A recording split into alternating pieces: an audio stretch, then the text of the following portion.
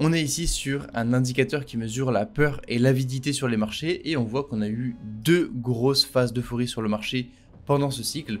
La première, ça a été quand on a cassé les anciens ATH aux alentours de 70 000 $ et la deuxième, ça a été quand on a passé la marche des 100 000 $.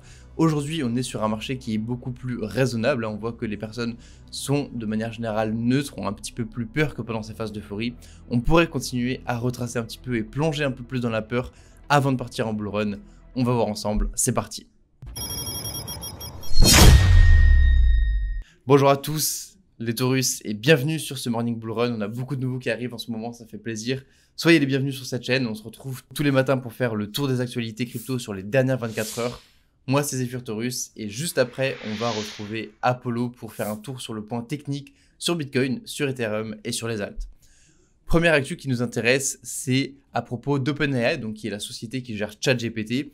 Il faut savoir qu'OpenAI a été cofondé par Elon Musk et Sam Altman, qui est son PDG actuel. Et qu'est-ce qu'on a? On a que Elon Musk propose de racheter OpenAI pour 97,4 milliards de dollars. Il faut savoir que les deux hommes ont cofondé OpenAI et à l'époque c'était pour en faire une société à but non lucratif. Ça a été changé entre-temps par Sam Altman qui en a fait une entreprise à but lucratif justement, et ça lui a été reproché par Elon Musk qui a intenté un procès à son encontre. Donc voilà, le procès a été rejeté actuellement. Pourquoi? Parce que Sam Altman a montré des emails de Elon Musk qui admettaient que la société avait effectivement besoin de fonds pour pouvoir prospérer à ses débuts, au moment où ils étaient encore en projet de faire une société à but non lucratif. Mais voilà, après cette proposition de rachat pour 97,4 milliards de dollars, il y a Sam Altman qui a dit non, merci, mais on vous propose de racheter Twitter pour 9,74 milliards de dollars. Donc voilà, c'est assez intéressant, c'est drôle à voir, sachant que Twitter avait été racheté pour 44 milliards de dollars par Elon Musk en 2022. Voilà, proposé 5 fois moins 3 ans après, c'est assez marrant. On continue avec une autre information intéressante vis-à-vis de plusieurs choses qui va réunir un petit peu les agents IA, les poules de prédiction, mais aussi la sécurité de l'information sur Internet. Alors qu'est-ce qu'on a? On a une proposition de Vitalik Buterin, je vais vous passer ça en français, qui nous propose un plan concret pour assurer tout simplement une épuration des fake news qui soit beaucoup plus effective, beaucoup plus rapide et surtout automatisée.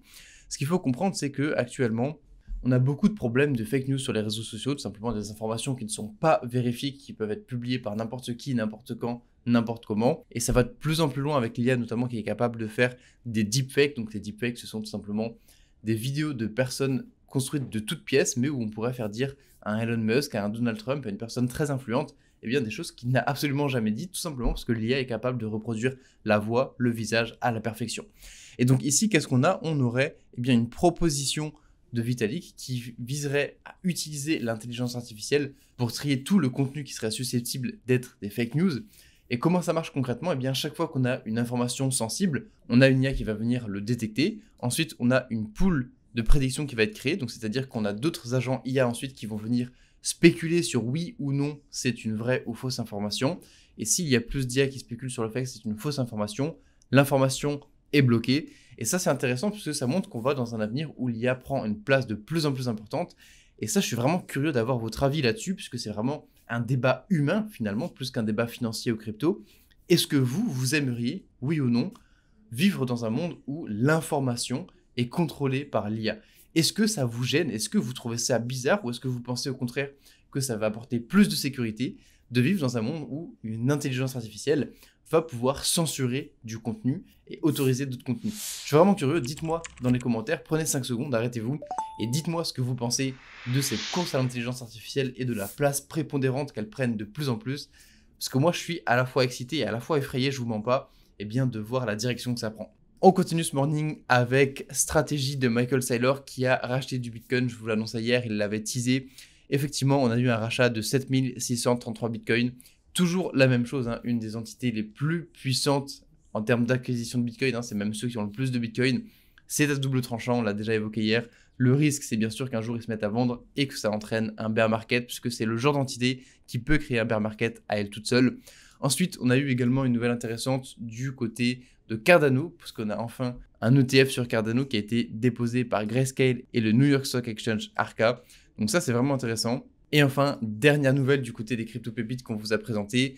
On a un gros événement qui arrive du côté de Peak, qui est déjà live d'ailleurs, avec plus de 100 millions de dollars en récompense. En fait, tout simplement, ça va être une expérience immersive où vous allez pouvoir tout simplement participer à des quêtes, répondre à des questionnaires, partager de la puissance de calcul de votre ordinateur. Il y a beaucoup de choses à faire. Je vous laisse aller jeter un coup d'œil. On vous mettra le lien en description également. Et vous voyez, vous avez beaucoup de choses à faire. Vous avez des NFT à aller récupérer, des petites tâches à faire. Vous pouvez gagner de l'XP. Et plus vous allez faire des tâches, plus vous allez avancer. Et bien plus les NFT que vous auront de la valeur. Vous voyez ici, vous avez des exemples de à quoi ça ressemble. On a au passage des designs qui sont quand même vraiment spectaculaires, je trouve. Mais ça n'engage que moi. Et donc voilà, on ira voir ça beaucoup plus en détail, bien sûr, sur Telegram avec la communauté. Donc si vous voulez en avoir beaucoup plus d'informations là-dessus, voir comment vous pouvez aller chercher ce genre de récompenses, aller récupérer des NFT, tout ça, on vous fera un guide sur Telegram pour vous montrer tout ça, vous faire un petit peu un suivi de pic également, ce sera l'occasion. Beaucoup de choses à aller chercher sur Telegram, on vous partage énormément de valeur au quotidien et surtout, on vous aide à développer la vision qui est indispensable à un investisseur pour pouvoir performer en bull run, comme prendre des profits, quand entrer, quand sortir sur de long terme. On vous partage de l'analyse on-chain, de la vision fondamentale. Voilà pour cette partie sur les actus. C'était Zephyr et on se retrouve immédiatement avec Apollo. Merci Zephyr et bonjour les Taurus, ici Apollo. Comme d'habitude, on se retrouve pour notre point technique sur Bitcoin, Ethereum et le market cap des alts hors top 10.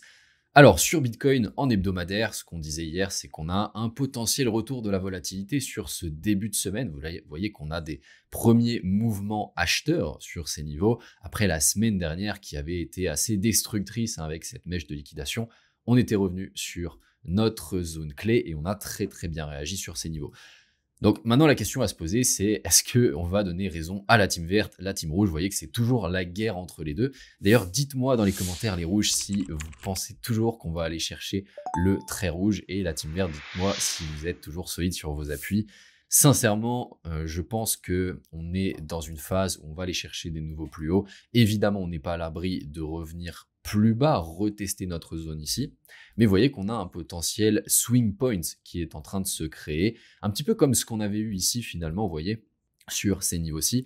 On avait eu une expansion haussière, on a eu un retracement sur ces niveaux, une mèche de liquidation, on était venu faire un sweep and close ici. Et la semaine suivante, on avait eu cette expansion haussière. Vous voyez, on est dans ce type de configuration potentiellement. En tout cas, c'est vraiment très probable. À la suite de ça, qu'est-ce qu'on a eu ici? Regardez, on a eu une contraction de la volatilité pendant plusieurs semaines avant d'avoir cette belle expansion haussière. C'est exactement ce qu'on peut attendre ici. Regardez, ça serait vraiment pas déconnant de venir faire ce type de mouvement, une expansion haussière, alors cette semaine, voire la semaine suivante, venir contracter pendant plusieurs semaines au niveau de la TH avant de s'extraire. De manière très similaire à ici, ok? Alors pour avoir l'analyse en daily H4 sur du plus court terme, ça se passe directement sur le canal Telegram Trading. Le lien est en description de la vidéo. Je vous partage énormément de valeur au quotidien sur l'aspect trading, analyse technique. Donc allez-y, c'est gratuit. Alors maintenant, Ethereum en weekly, vous voyez qu'on est venu réagir à nouveau sur notre trendline. Et sur ce début de semaine, on a des premiers mouvements acheteurs. Évidemment, on est toujours sous notre zone de résistance ici. On a beaucoup de marge en dessous, hein. Même en respectant le point bas de la semaine dernière. Vous voyez qu'on peut toujours revenir, retester ces niveaux, tranquillement retracer plus bas avant de remonter. Maintenant, si on descend sur du daily, on va voir que, en fait, il est revenu dans une zone vraiment clé. Vous voyez qu'on est en train de faire du ping-pong entre nos deux zones, la zone grise et la zone rouge. On est en train de consolider ici, toujours au-dessus de notre trendline. Et cette zone rouge, elle correspond à cette zone de fair value gap juste ici. Et on est revenu tout simplement sur les 50% de la bougie de lundi dernier. Donc finalement, la question à se poser, c'est est-ce qu'on n'aurait pas un point bas ici? Je pense sincèrement que Ethereum peut redescendre un petit peu plus bas. En tout cas, ce serait vraiment l'idéal pour avoir quelque chose de beaucoup plus clair au niveau du setup et aller chercher des nouveaux plus hauts, venir casser tranquillement notre trendline baissière. Maintenant, à voir ce que ça va nous donner dans les prochains jours. Ça va être vraiment important, les mouvements qu'on va avoir sur cette semaine. Et on va terminer donc avec le market cap others, donc des alts en excluant le top 10. Vous voyez que c'est vraiment très similaire à Ethereum finalement. On est revenu sur notre fameuse zone clé dans tous ces niveaux. On est revenu retester notre trendline ici. Si on descend sur du daily, eh bien on n'est pas tout à fait revenu dans la zone OTE de la bougie de lundi. la liquidation qu'on a eue sur la semaine dernière. Par contre, on est revenu consolider en interne ici sur les 50% et on a respecté cette zone grise qui nous sert de pivot sur tous ces niveaux. Donc là, pareil, on a un potentiel point bas à venir chercher sur du court terme, d'avoir un retracement supplémentaire sur les alts, ça serait vraiment pas déconnant avant de remonter. Maintenant, voilà, ça va vraiment dépendre de Bitcoin et d'Ethereum, évidemment. Pour avoir une analyse sur des altcoins pépites dans des configurations juste exceptionnelles actuellement, eh bien, on vous a fait une vidéo juste hier sur votre nouvel épisode de Trend Analysis que l'on vous fait tous les lundis. Donc, allez-y. Les Taurus, on a terminé pour ce matin. Laissez-nous un like si vous êtes encore là et si c'est le cas, eh bien félicitations à vous. Et je vous donne rendez-vous dans les prochaines vidéos ainsi que sur Telegram pour encore plus de valeur et toutes les surprises qui arrivent cette semaine. Sur ce, je vous souhaite une magnifique journée. Je vous dis à très vite, c'était Apollo. Ciao, ciao.